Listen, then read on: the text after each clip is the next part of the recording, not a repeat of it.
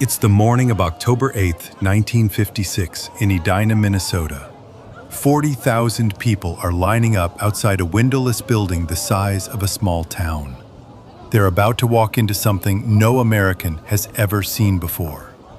An entire downtown, sealed under one roof, where it is always 75 degrees.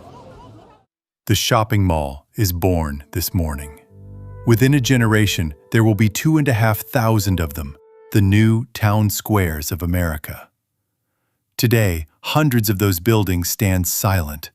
Dark corridors, dead fountains, empty parking lots the size of farms. But here's the strange part. The man who invented this place, a refugee who arrived in America with $8 in his pocket, spent his final years begging the world to believe it wasn't what he meant to build. This is the story of the American Mall, told by the man who regretted it. And it begins in Vienna.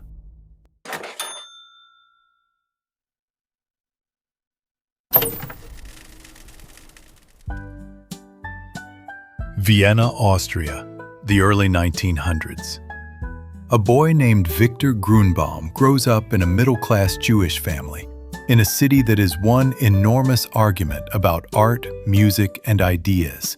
An argument conducted in cafes, on plazas, along arcaded shopping streets where everyone walks. Remember those streets.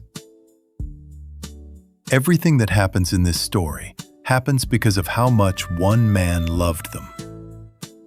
Grunbaum studies architecture, and at night he runs a socialist political cabaret, a small stage for satire and big ideas. He is short, stout, quick-witted, and impossible to ignore. Then, in 1938, the argument ends.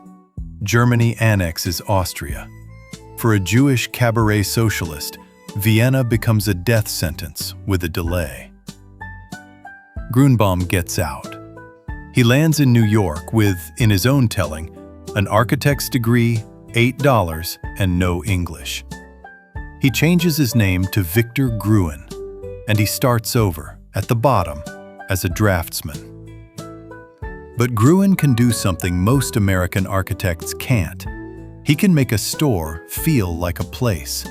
Shop fronts, showrooms, his work gets noticed. By 1951, he has his own firm. And then a snowstorm changes American history. In 1948, Gruen is stranded in Detroit, and he uses the delay to walk into the office of Oscar Weber, the head of Hudson's, the second largest department store in the nation. Out of that cold call comes a commission that becomes Northland, outside Detroit. In 1954, the largest, newest thing in American retail, a great open-air shopping complex for the suburbs. Because that's the America of the moment, pouring out of the cities into brand new suburbs, 2 cars in the driveway. And Gruen sees the flaw immediately. The suburbs have houses, millions of them, but no there, no plaza, no cafe, no place to bump into your neighbors. The European in him is horrified. So when a Minneapolis department store family, the Daytons, asks him to build something outside their city, Gruen doesn't propose a shopping center at all. He proposes a town. The plans are announced in June of 1952, and what Gruen draws is Vienna, translated into Minnesotan. A covered public square, ringed with shops, yes, but surrounded by apartments, schools, medical clinics, offices, a park, even a lake. The shopping would pay for the town. The town would give the shopping a soul. One more problem to solve. Minnesota. Too cold 5 months of the year, too hot for 2 more. So Gruen makes his most radical move. He seals the whole square under a roof and air conditions it to a permanent, perfect 75 degrees. Eternal spring. A public square where it is always the best day of the year.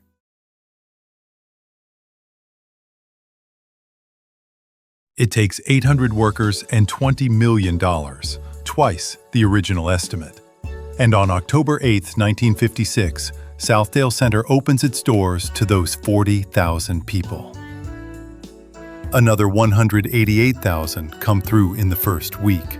In a metro area of about 1 million people, that is an event. The reaction is close to disbelief. Gardens and fountains indoors, sidewalk cafes with no weather, goldfish ponds, an aviary, art hanging in public, 72 stores under one roof, anchored by Dayton's and Donaldson's, with 5,000 parking spaces waiting outside. Not everyone is charmed. A month after opening, the most famous architect in America, Frank Lloyd Wright, then nearly 90, tours Southdale. His verdict is acid. The garden court, he says, has all the evils of the village street and none of its charm.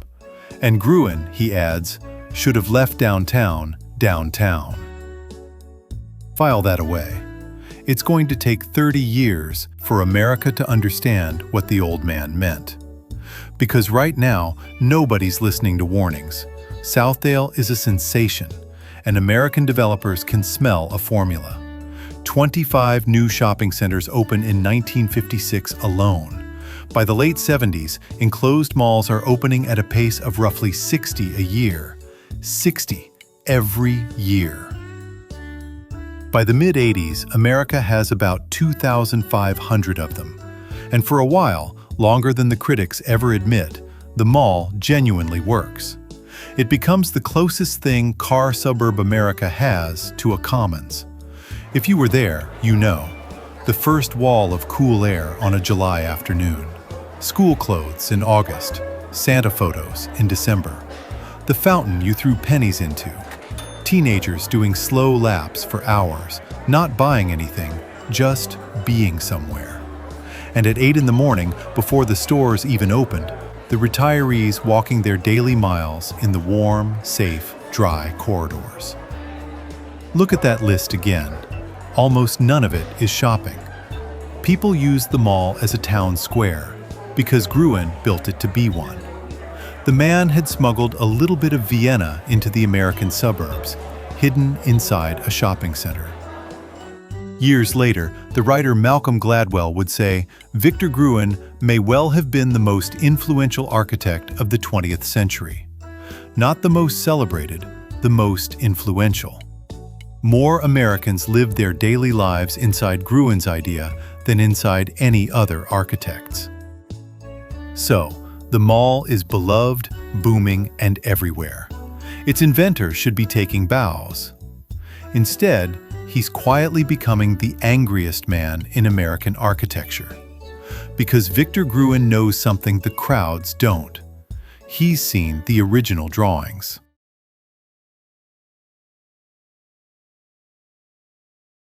Go back to Southdale's blueprints, the ones from 1952. The apartments, the schools, the medical center, the park, the lake.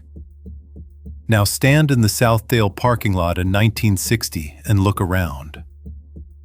None of it is there, not one piece. The developers built the shopping and skipped the town. And that wasn't a Minnesota accident. It happened to virtually every mall in America. The formula that spread at 60 malls a year was Gruen's Square, with everything that made it a square cut out. Shops, corridors, parking, nothing else. The soul had been value engineered away. Why? Part of it is simple. Apartments and clinics are slow money. Stores are fast money. But there's a second reason, buried in the tax code, and it explains the entire American mallscape. This is the part of the story almost nobody knows. In 1954, Congress changed one accounting rule. It's called accelerated depreciation, and it let investors in new buildings take enormous paper losses in the early years, losses that canceled out the taxes on their rental income. Translation: a brand new suburban shopping center didn't just sell sweaters. It made its investors' income effectively tax-free for years. A mall wasn't a store anymore. It was a tax shelter with a food court. And here's the twist of the knife. The rule applied only to new construction, not to renovating existing buildings. So the money didn't just flow to the suburban fringe. It flowed away from downtown. Every main street in America was now competing against a tax break it could never match. So when you drive past a dying downtown and a half-empty mall 3 miles apart, understand, that wasn't the free market choosing. That was a spreadsheet written in 1954, quietly deciding what America would look like. The fatal decisions arrive in spreadsheets, not sirens. It was true for Sears, and it was true here. Victor Gruen watches all of it. The stripped-down copies, the dying downtowns, the very thing he'd designed the mall to prevent. Even the psychology turns against him. Designers learn that a confusing, glittering mall makes shoppers forget what they came for and buy on impulse. The industry names the trick after him, the Gruen transfer. The great humanist of retail, immortalized as a manipulation he despised. In 1968, he gives up on America. Gruen moves home to Vienna and spends his energy turning its grand old streets into car-free pedestrian zones. The city that taught him what a public square was becomes his last, best project. And in 1978, in a London speech, the father of the American mall stands up and disowns his child, in one of the most brutal sentences an inventor has ever said about his invention. I refuse to pay alimony for those bastard developments. They destroyed our cities. 2 years later, Victor Gruen died in Vienna. He did not live to see how right he was.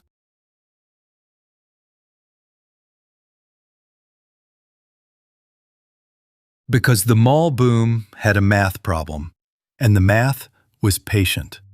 By 2005, America had built roughly 24 square feet of retail space for every man, woman, and child in the country. Europe gets by on 2 or 3.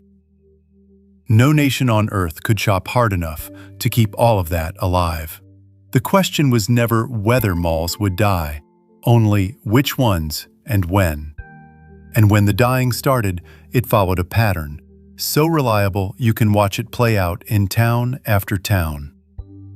It starts with the anchors, the big department stores at the ends of the corridors, Sears, Kmart, and their kind, were the engines that pulled traffic through the small shops between them. You know from our last story what happened to those giants. When an anchor goes dark, the mall doesn't lose one store. It loses the reason people came. Foot traffic thins. The small shops, the shoe store, the pretzel stand, can't make rent, and they follow. Empty storefronts spread down the corridor like a stain. The mall cuts security, cuts cleaning, cuts hours, which drives away more shoppers, which closes more stores. It's a death spiral, and once it starts, it almost never reverses. From about 2,500 enclosed malls at the peak, America is down to fewer than 1,200 and falling. The rest stand in that strange afterlife you may have driven past. Lights on, fountains off. A food court serving 3 customers an hour under a skylight built for thousands. There's now an entire genre of films about them. Quiet walking tours of dead malls, millions of views, half documentary and half seance. People don't watch those videos to sneer. They watch them the way you look at photographs of a town you grew up in, because that's what these buildings were. So, why did the American mall really die? Not the internet. Online shopping only finished a job that was decades old. The mall died because it was overbuilt by tax math, thousands more than any country could sustain, and because it had been stripped at birth of every reason to exist except shopping. No homes, no school, no clinic, no town. So when the shopping faltered, there was nothing left to keep the lights on. Gruen's original Southdale drawing had the answer the whole time. A place survives when people live there, not just spend there. The developers cut that half of the blueprint to save money in 1956. The bill arrived 50 years later, for everything. Frank Lloyd Wright needed one afternoon in 1956 to see it.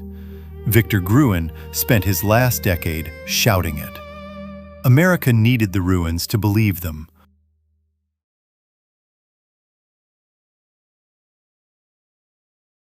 But this story has an ending Victor Gruen never predicted.